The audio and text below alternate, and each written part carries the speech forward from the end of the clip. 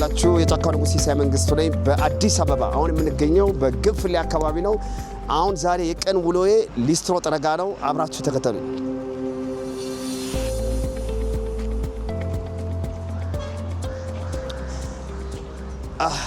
እንግዲህ ቤተሰቦች እስቲ ስራ ማን አለ የለም እንዴ? ሰው የፈለግኩ ነው። እንትንም አለኝ እኮ ቤተሰቦች በጣም ሰው የለም እንዴ? እንግዲህ አመጣ በስማ ሰላም ናችሁ? እንዴት ነው? ሰላም ነህ አንተ? አለሁ። እንዴት ነህ? ደህና ነኝ። ስራ እንዴት ነው? ስራ እባክህ ፀሐይ አስቸገረኝ። ጥላ ምናምን የለውም? ዝናብ እየዘነበ ነው? ኑሮ ቤት ኪራይ ምናምን እንዴት ነው? ኑሮ ያው ትንሽ ከበድ ይላል፣ አስቸጋሪ ነው። ዛሬ እንግዲህ ያው አንተ እንደ እንትን ሆነ ነው ምንድነው? አንተ ነው ሊስትሮ የምትጠርገው፣ እኔ አንተን ስራ ሸፍኜ ነው የምሰራው። እሺ። እና ያው እንግዲህ ጫማን እጠርጋለሁ። ዛሬ አንተን ጫማን ጠርግና አንዳንድ ጥያቄዎች እጠይቅሃለሁ የቀን ውሎውን እንዴት እንደሆነ። አሁን እንግዲህ ጫማውን እንግዲህ ቤተሰቦች እንጠርጋለን። እንግዲህ ቤተሰቦች እንደዚህ ነው እንግዲህ ብዙ ጊዜ ሰው ሲናገር ስራ የለም ምናምን ይላሉ። ይላል ስራ የለም። እንዴት ነው የሊስትሮ ስራ? ይከብዳል? እንዴት ነው አንተ አየው? አሪፍ ነው፣ ምንም አይከብድም። እሺ፣ አሪፍ ነው።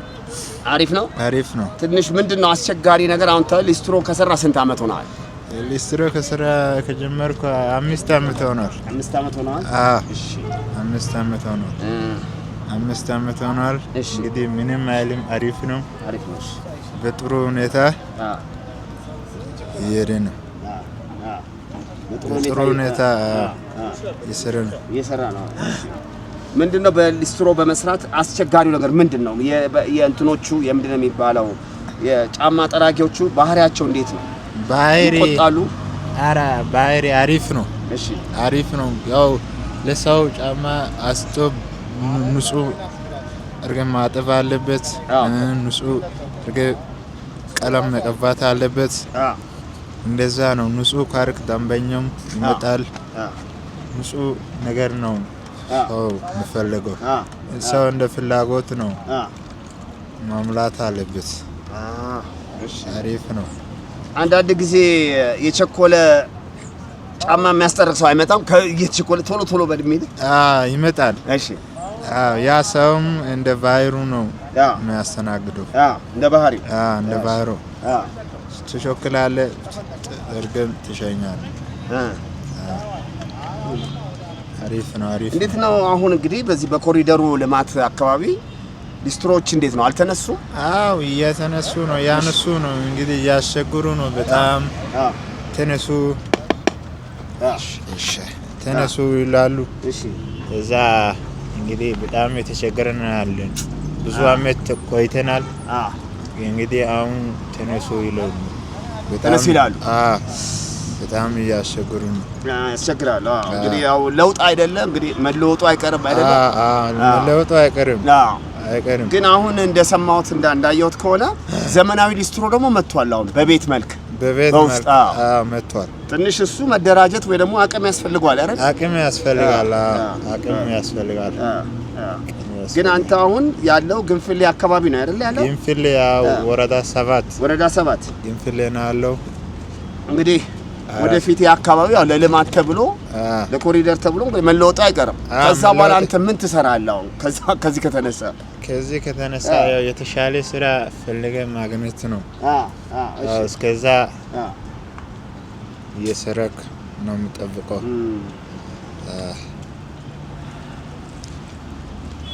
እንግዲህ ቤተሰቦች የወጣት ማን ነበር ስምን ያልከኝ? ይቅርታ። አሸናፊ ይቅርታ።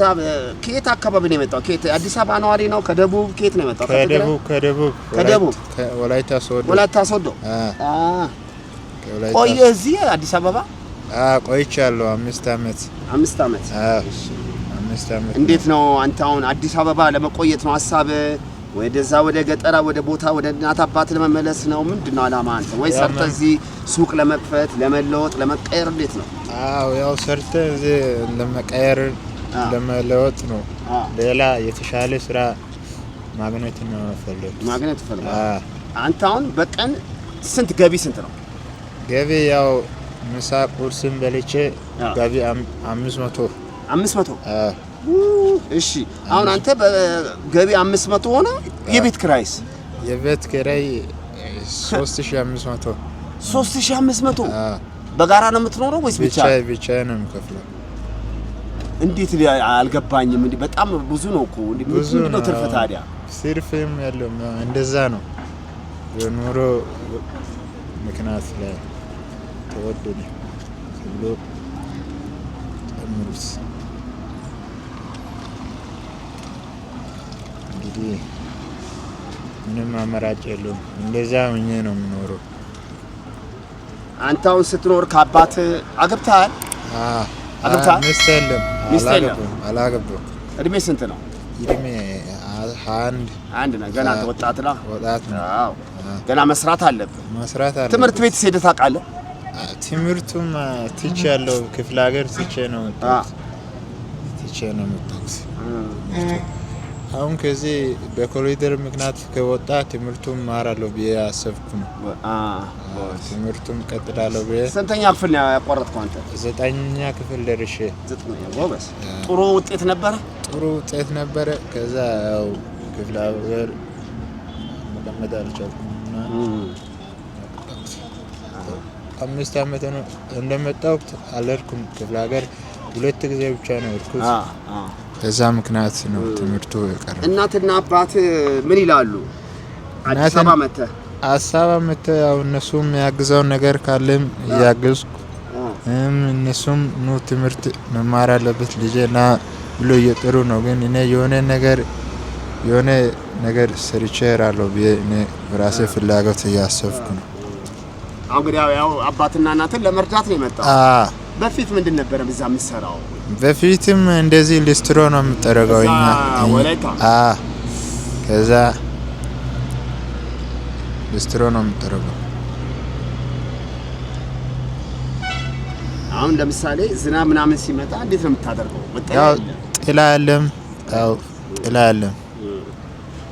እንደዚህ ስትሰራ ፖሊሶች ምናምን ያስቸግረዋል? ፖሊስ ዳምቦቹ መቶ ተነሱ ምናምን ይሉታል። ከዛ ያው ሰሞኑ መቶ አቁም ያስቸገሩ ነው።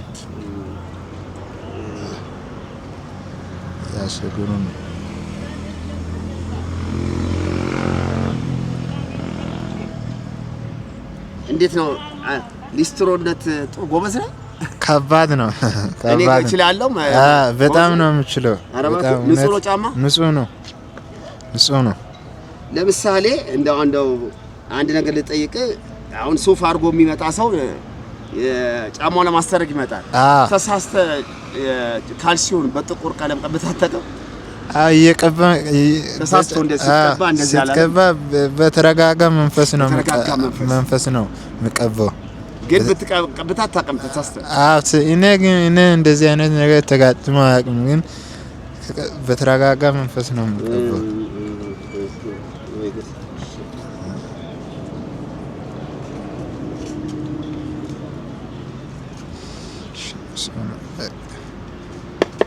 እንዴት ነው የሚደረገው አይደለ? አሁን እንዴት ነው? ንጹህ ነው። ኧረ አሪፍ ነው። ጎበዝ ነኝ። እንግዲህ ቤት ተመልካቾች ይኸውላችሁ እንግዲህ እንደዚህ ጽድት አድርጌ ወንድማችን እንግዲህ የቀን ገቢው 500 ብር 500 ብር በቀን ቤት ኪራይ 3000። እኔ እንዴት እንደሚቆነው አላውቅም። 3000 አይደለ? በ3000 በወር 3000 በወር በቀን የሚያገኘው 500። አንዳንድ ጊዜም 500 ላታገኝ ይችላል። 500 ብር ያገኝ ይችላል። ምናምን ከዛ በታች ነው። ይሄ ወጣት ልጅ ከወላይታ ነው የመጣው እና ትምህርቱን አቋርጧል። ለምንድን ነው ያቋረጠው? እንደሰማችሁት ቤተሰቡን ለመርዳት ነው ወደ አዲስ አበባ የመጣው። ምናልባት ወንድማችን ይህንን ቪዲዮ ያዩ ከውጭ ሀገር እንደው አንተን ቢረዱ ብዬ አስባለሁ። ከሊስትሮ ቢገላገሉ ምን መስራት ትፈልጋለህ ወደፊት? እኔ ወደፊት ክፍለ ሀገር ገብቼ የሆነ ባጃጅ ነገር ገዝቼ እዛ ቁጭ ብዬ ትምህርቱም ጀምሬ ለመቀጠል ነው የፈለኩት። ባጃጅ እንግዲህ ቤተሰቦች ሰምታችኋል። እንግዲህ ወንድማችን የሚፈልገው ትንሽ ባጃጅ ቢገዛ። የባጃጅ ዋጋ ስንት ይሆናል? ድምጽን ከፍ አድርገው። ባጃጅ ዋጋ 300 ምናምን ሺህ ነው። 300 ሺህ ብር። 300 ሺህ ብር ወደ 300 ሺህ ብር አካባቢ ነው። እንግዲህ ቤተሰቦች ይሄንን የምትመለከቱ የሲሳይ ዩቲዩብ ቻናል ተከታዮች ወንድሜን እንግዲህ ለመርዳት የምትፈልጉ ሰዎች ካላችሁ እረዳዋለሁ የምትሉ ሰዎች ካላችሁ እንግዲህ ወንድማችን በጣም ወጣት ነው ገና እድሜ ስንት ነው ያልከኝ 21 አመቱ ነው በ21 አመቱ ነው እንግዲህ ከወላይታ ወደ አዲስ አበባ ከመጣ በሊስትሮ ላይ የሚሰማራው ስለዚህ እነን የምትመለከቱ ኢትዮጵያኖች ምናልባት እሱ ስልክ ቁጥር ስላለው በስልክ ቁጥሩ ቴሌብር ይባላል አይደለ መላክ የምትፈልጉ ካላችሁ ኢትዮጵያኖች እረዳዋለሁ ከዚህ ከሊስትሮ ስራ እገላግለዋለሁ ባጃጅ ገዝቼ ወደዛ ወደ እናት አባቱ ቤት እመለሳለሁ እያለ ነውና እስቲ ስልክ ቁጥሩን ይንገረኝና እናንተ ደግሞ የተቻላችሁን እንድትረዱ ስል በፈጣሪ ስም ለምናቸዋለሁ ወንድሜ ስልክ ቁጥር ስንት ነው 09 22 14 91 ቤተሰቦች ሰምታችኋል በእንደዚህ እንግዲህ በዚህ ስልክ ቁጥር ደውላችሁ ወንድሜን አግኝታችሁ ወይ ብትችሉ በሞራል ካልቻላችሁ ደግሞ በተቻላችሁ $1 $2 $3 የተቻላችሁን ያህል ረድታችሁ እንድታግዙት በትህትና ጠይቃለሁ እኔ በጣም ደስ ብሎኛል ሊስትሮነት ለኔ የተከበረ ነው እውነት በጣም ደስ ገና ወጣት ልጅ ነው እንግዲህ ነገ ደግሞ ኢትዮጵያን ለኢትዮጵያ ሀብት ናንተ ስለዚህ ከልብ አመሰግናለሁ የቀን ውሎዬ እንግዲህ አንተ ሊስትሮ ጠራጊለ እኔ እንግዲህ አንተ ስራ ነው ተከትዬ እንትን ያልኩት እውነቱን ለመናገር ከባድ ስራ ነው የሰዎችን ጫማ መጥረግ ዝናቡ ከፖሊስ ጋር መሯሯጥ በጣም ብዙ ነገር ይሄን ሁሉ አልፈ እዚህ በመድረስ በጣም ደስ ብሎኛል ቤተሰቦች እንግዲህ ቆይታችን ይሄን ይመስላል ከልብ ነው ማመሰግነው የምትለው ነገር የቀረ ነገር ካለ አሁን የሚመለከቱ ሰዎች የዓለም ሁሉ ሰው ነው የሚመለከተ ከዛ ውስጥ ደግሞ እግዚአብሔር ልቡን የሚያራራለት ሰው ካለ እስቲ የምትናገረው ይሄን ነገር ሳልናገር አላልፍ የምትለው ካለ እድሉ ልስጥ ያው ምንም የለም ያው ምንም ብዙ አመት ነው ቆየት 5 አመት ሊስትሮን ሰራት መለወጥ አልቻልኩም ከዛ ብራዘሮቼ በጣም ተናርኩስ ያው ከአባቴ ከእናቴ ጋር መመለስ እናፈለኩት ያው እኔ ምለው ነገር የለኝ ጨርሻለሁ እኔም ከልብ አመሰግናለሁ እሺ ተመልካቾቻችን የዛሬ ፕሮግራማችን የሊስትሮ ስራ እንግዲህ በዚህ ተመልክተናል ጥሩ ትምህርት አስተምሬያለሁ ወይ ደግሞ ጥሩ ትምህርት ግንዛቤ አግኝታችኋል ብዬ አስባለሁ በሚቀጥለው ፕሮግራም በሚቀጥለው ቪዲዮ እስከምንገናኝ ድረስ ይሄን ቪዲዮ የምትወዱ ሰዎች ላይክ ሼር ሰብስክራይብ እንድታደርጉ ስል በትህትና ጠይቃለሁ ሰላም ዋሉ